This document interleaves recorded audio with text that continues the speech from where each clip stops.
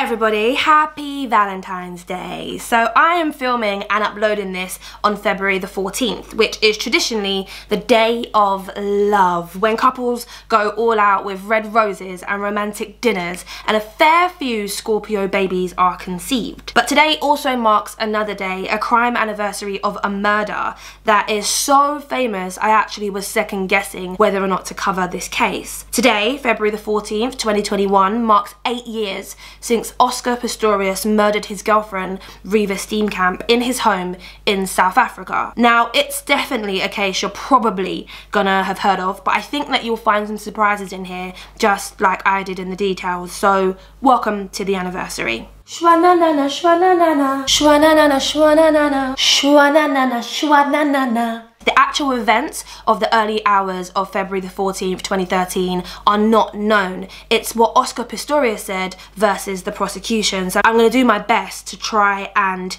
keep the story as linear as possible. On the night of February the 13th, 2013, Oscar and Reeva went to bed, according to him, at around 10 p.m.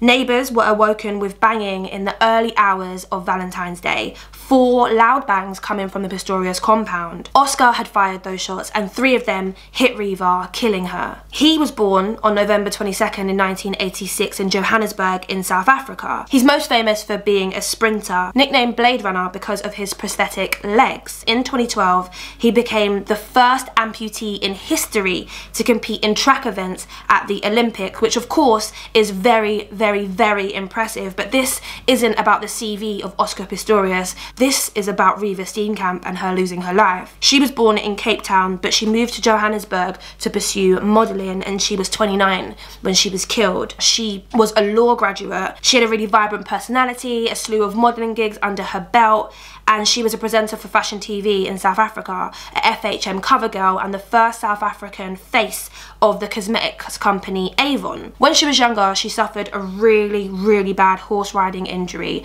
where she broke her back and she had to relearn how to walk again. She was the face of an anti-bullying campaign. She was an advocate speaking out against gender-based violence. She wasn't just model and girlfriend as she's been painted in the news. She met Oscar in November of 2012 and they had a really intense relationship. They were set up by friends. Now we're going to start with what he said happened on the night in question, and I'm going to try and not question myself these things. Oscar said that he woke up in the early hours of the morning to bring a fan in from the balcony and to shut the doors. That's when he said he heard a noise coming from the bathroom. He thought an intruder had entered the home and he grabbed his gun, which was a 9mm pistol, and went to investigate. He doesn't sit with his blades on, he was walking on his stumps, and that was something which understandably would make him feel more at risk. He said that he shouted at the intruder and then yelled at Reeva to call the police. He walked into the bathroom and the toilet door, which was separate, was shut. He fired 4 shots through the door, screamed at Reeva again, backed away from the toilet door and went to the bedroom, realising that his girlfriend in fact wasn't in bed. He returned to the bathroom, tried to get into the toilet, but the door was locked, and that's when he raised the alarm and he called for help. He went and put his legs on, he kicked and eventually used a cricket bat, smashing open the toilet door,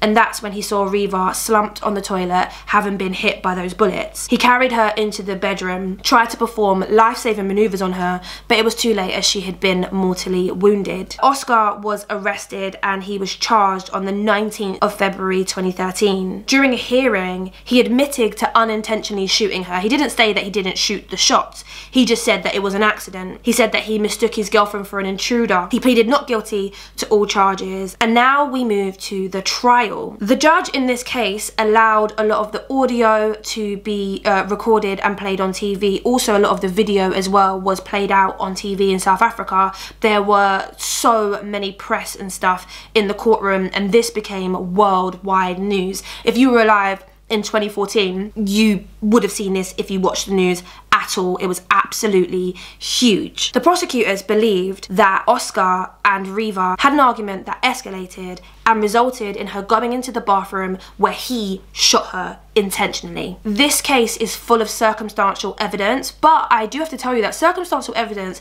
is still evidence even if it isn't forensic or witness testimony, although there was some of that in this story too. Reeva had food in her stomach undigested, and the pathologist said that she would have eaten up to 2 hours before before her death, which doesn't fit well with the first point of Oscar's story about the couple going to bed super early. And one of his neighbours, a woman called Michelle Berger, testified that she heard a blood-curdling scream from a woman the night of the murder, followed by a man yelling and then gunshots. So prosecutors believed that she locked herself in the toilet and that's when he reacted. She also had her phone in there with her. He said it's because it was really dark and she wouldn't be able to find her way without the light. He had opened fire on the door using a certain type of ammunition, which is called black talon, and these sort of bullets are designed to open on impact, so they cause the most amount of damage. You're not firing it to injure, you're firing it to mortally wound. Reeva sustained a fatal wound to the head, but shots also hit her pelvis and her arm. According to some of the witnesses who testified at trial, there was one shot, a break,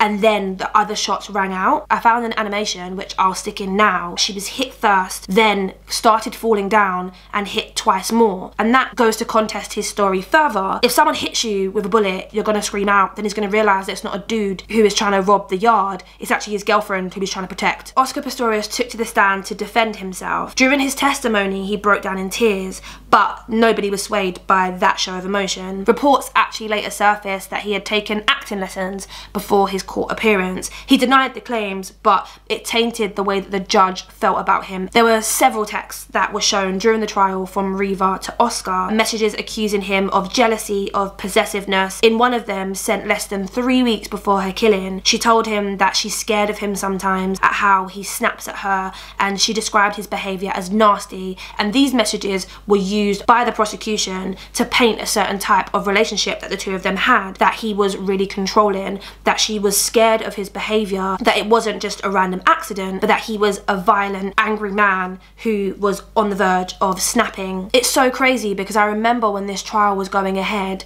and I didn't know they'd only been together for 3 months. They weren't together for very, very long at all before Reeva died. And I mentioned last week about advocating for victims of violent crime in this series that I do. It's pretty high, top 2 on my true crime agenda. A little while ago, the BBC tweeted about a documentary coming out about Oscar Pistorius, and they didn't even name check Reeva Steenkamp, even though they were talking about her murder. And a lot of people can't even name her. They can't even name the woman who lost her life 8 years ago today.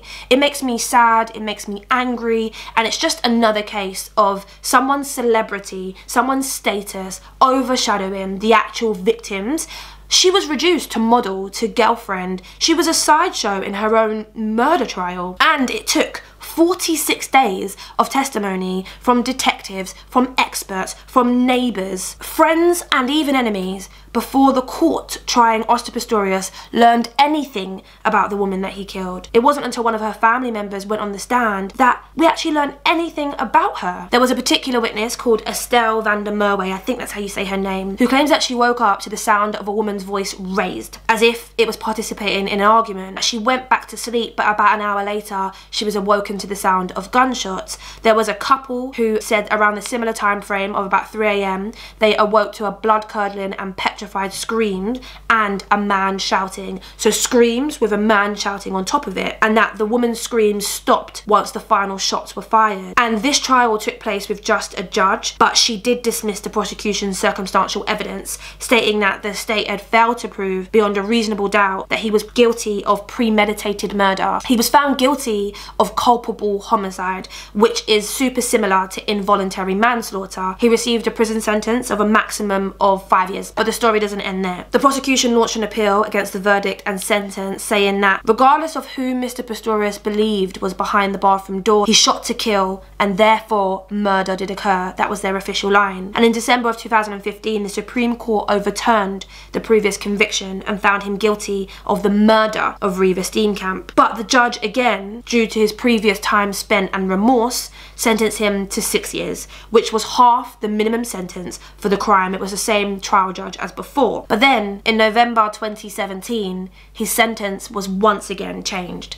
It was increased to 15 years, 13 years and 5 months of which he had left to serve. If they're going to keep wandangling with the sentence, and if they're going to keep saying, oh, it's this, and oh, it's that, and oh, it's this, oh, it's that, it's difficult to have a lot of faith in the judicial system. Anywho, Oscar Pistorius will be eligible for parole in 2023. I want to say thank you for watching. It was a lot to get into the 10-minute time frame. Thanks guys. Thank you for watching. I'll see you next week.